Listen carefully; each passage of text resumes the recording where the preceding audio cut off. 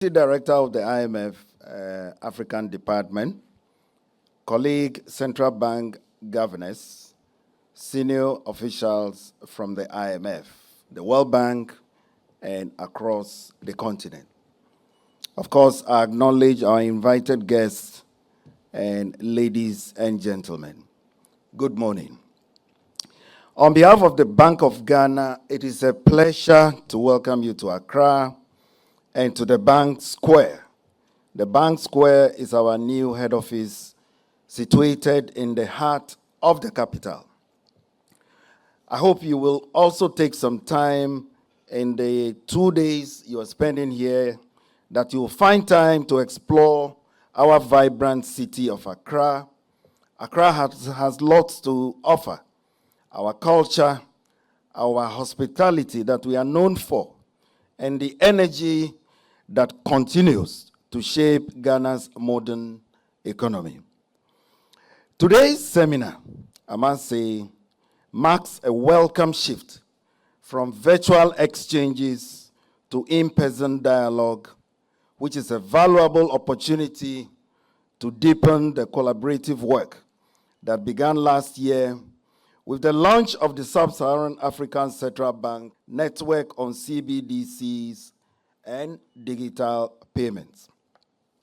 Now, this forum is uniquely positioned to tackle some of the most urgent and complex questions around the digital transformation of our financial systems, especially in relation to remittances, in relation to compliance, and in relation to interoperability.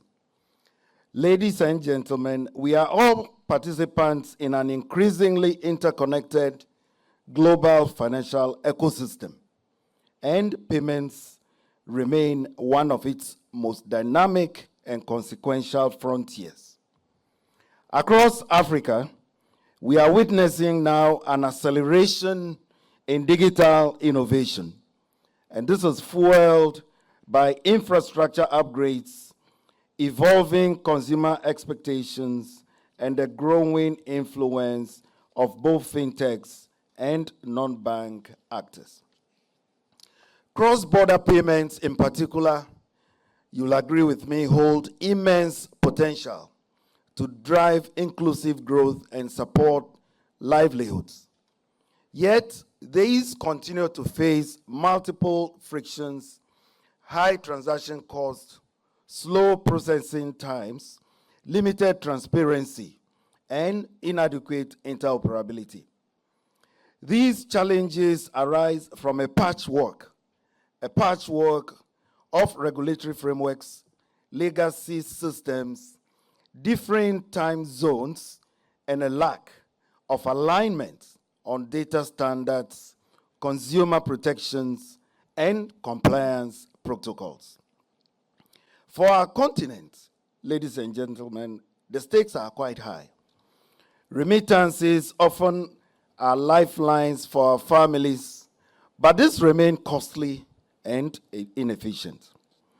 Small businesses struggle with the high friction of cross-border trade settlements, and regulators face growing complexity in balancing openness with oversight.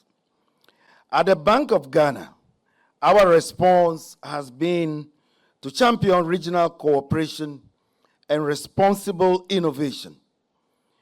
Ghana's active participation in the Pan-African Payment and Settlement System, or what we call the PAPS, reflects our commitment to building scalable infrastructure for intra-African payments going forward.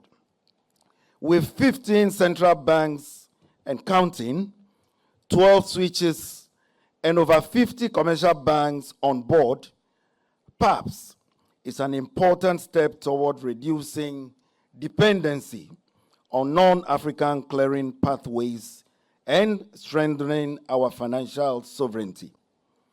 In parallel, we are co-leading with the National Bank of Rwanda on two pioneering initiatives. The first one is that the FinTech License Passporting Framework, which supports regulatory coherence and facilitates cross-border market entry for trusted digital firms. And the next one is the African Next Gen Digital Payments Infrastructure, or what we call the DPI initiative. This aims to explore secure, interoperable, and inclusive payment architecture that is designed for African use cases. Now, yet infrastructure alone is not enough. Policy coherence and regulatory agility must go hand in hand with these. We see strong potential in tools, and I'm talking about tools such as multi-regulatory sandboxes, which bring regulators, innovators, and governments into a shared testing environment. Similarly, we could also have supervisory technologies or SupTech that can enhance real-time compliance monitoring, cross-border data flows, and information sharing. We must also be proactive in shaping international digital standards, particularly in areas such as AML, CFT, in areas such as digital identity, and in areas such as data privacy, so that they are inclusive of our context rather than imposed from outside. Digital trade agreements, when thoughtfully constructed, can also promote interoperability and trust. But as we talk about systems and standards, let us not lose sight of the real human stories behind these reforms. I'm talking about the single mother receiving remittances just to keep her children in school.